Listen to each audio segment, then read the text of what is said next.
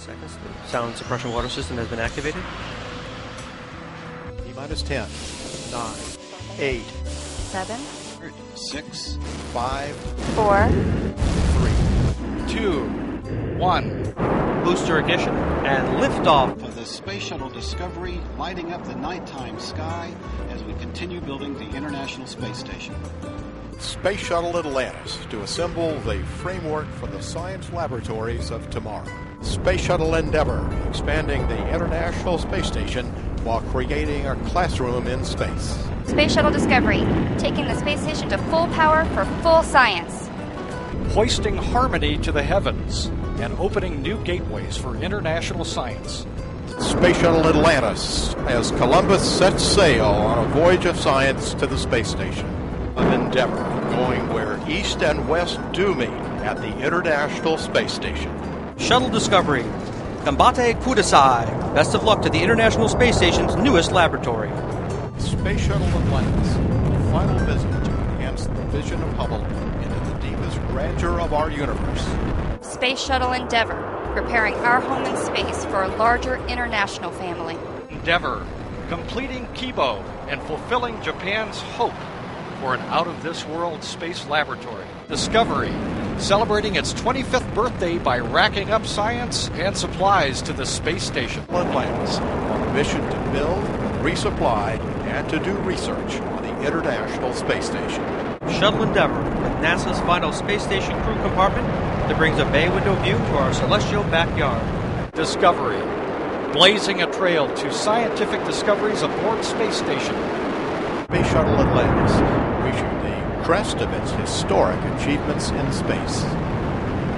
And Houston, Atlantis is in a roll. Roger, roll. Houston is now controlling.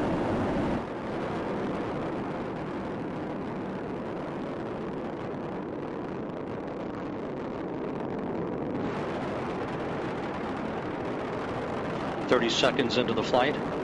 Atlantis almost 2 miles in altitude, almost 6 miles downrange from the Kennedy Space Center already, traveling 500 miles an hour.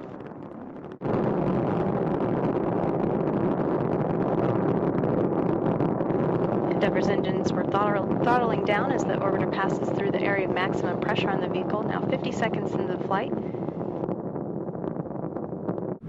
Atlantis, go at throttle up. Go at throttle up. Mike Foreman and Bobby Satcher kicking off their work week with a Monday commute to orbit. All three engines looking really good, back at full throttle now at liftoff. The fully fueled shuttle, boosters and external tank, weighed 4.5 million pounds. It now has burned half of that liftoff weight in propellant. All systems continue to function well. 3 good main engines, 3 good power generating fuel cells, and 3 good auxiliary power units for the hydraulic system. The next step will be the burnout and separation of the solid rocket boosters.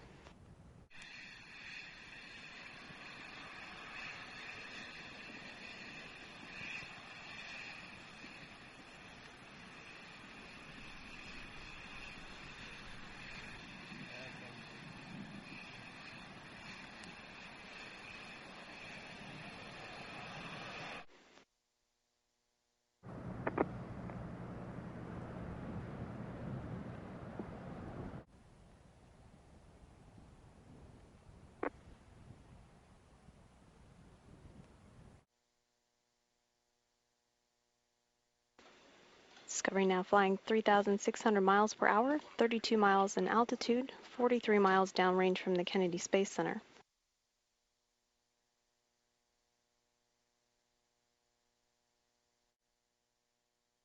Discovery's engines have been commanded to swivel to put the orbiter in the proper heads-up position. Engine Zaragoza 104. Single engine Zaragoza 104. Discovery can reach Zaragoza on 1 engine should 2 fail at this point. Discovery, press to MECO.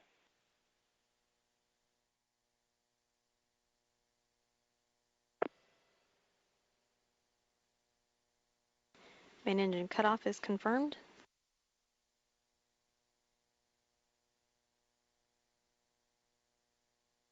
Discovery, Houston, nominal MECO, ohms 1 not required. Copy that, ohms 1 not required.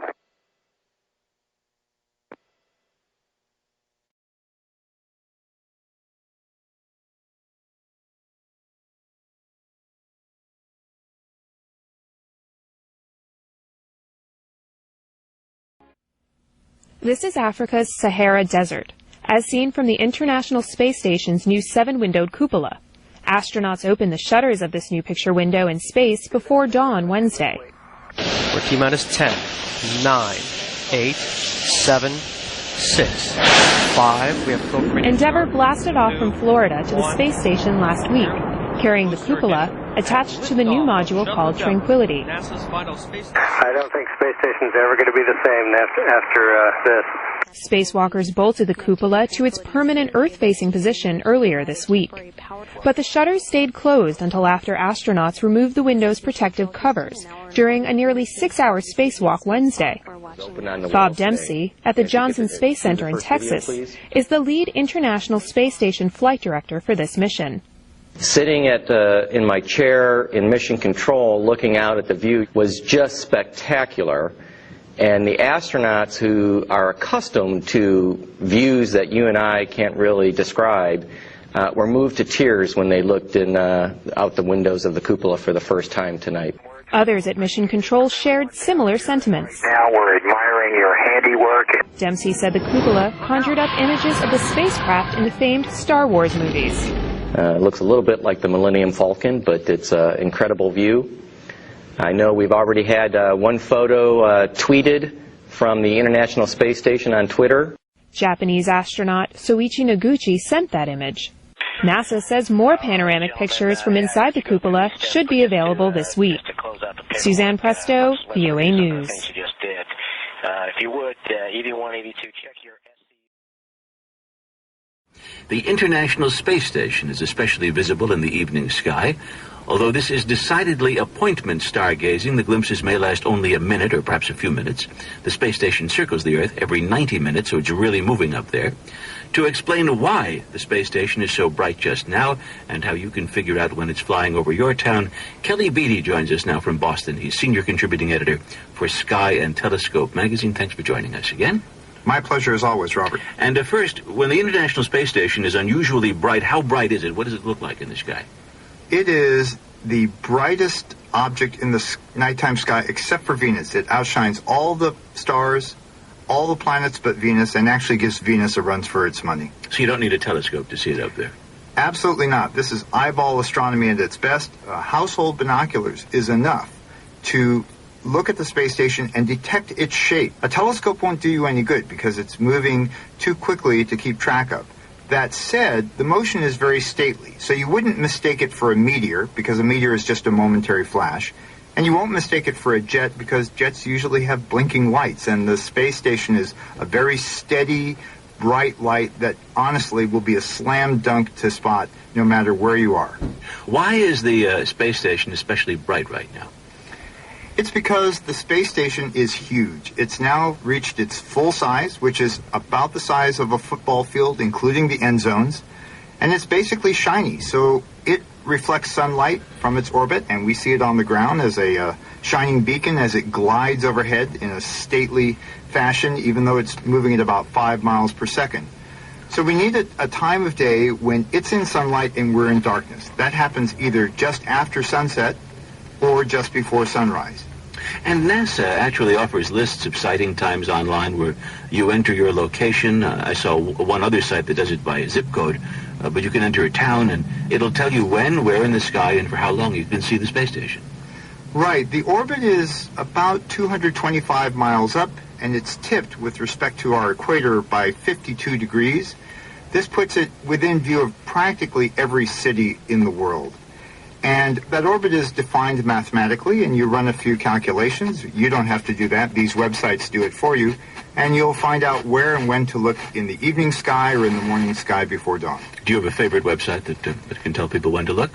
Well, I'd have to say that the most popular one by far is called Heavens Above, That's with a hyphen, heavens-above.com. Sky and Telescope has predictions. NASA itself has predictions. There are many places you can go to get them.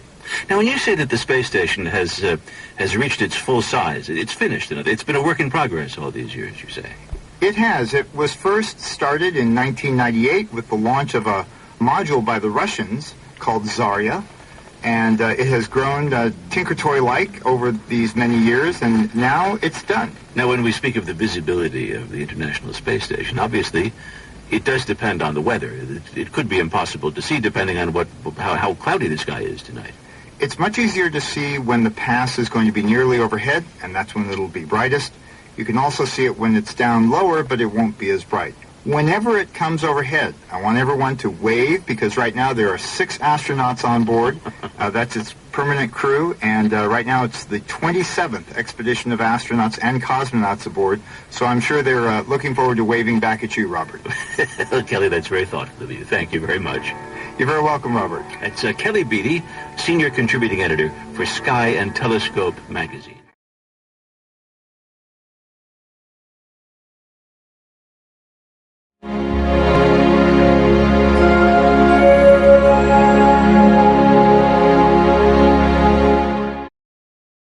These images of what appear to be butterfly wings were taken by the upgraded Hubble telescope. The areas that resemble wings are actually folds of gas reaching temperatures of more than 19,000 degrees Celsius. The gases are released by a dying star that was once 5 times the mass of the Earth's sun. The Hubble telescope's new and repaired cameras captured these images. The telescope was upgraded by astronauts during a billion-dollar mission in May. NASA Administrator Charles Bolden is a former astronaut who piloted the space shuttle that put Hubble in orbit 19 years ago. After almost 20 years of service, our view of the universe and our place within it will never be the same. These pictures of galaxies and nebulas are sharper than photos taken by Hubble before the upgrade. Scientist Dave Leckrone. This is nature's telescope. This is taking the power of Hubble and enhancing it tremendously so that we can actually study detailed structures in galaxies that are incredibly far away. Leckrone said since the repairs, there have not been any technical problems with Hubble. The first photos from the repaired telescope came in July when it took pictures of Jupiter after an asteroid or comet struck the planet. Research scientist Heidi Hamel called the improvements a major step for space research. With this new beginning for Hubble, we can now see more clearly and understand more deeply the processes that create and shape and drive change within our universe. NASA says the new instruments can complete observations in a fraction of the time that was needed with earlier generations of Hubble equipment. Robert Raffel, VOA News.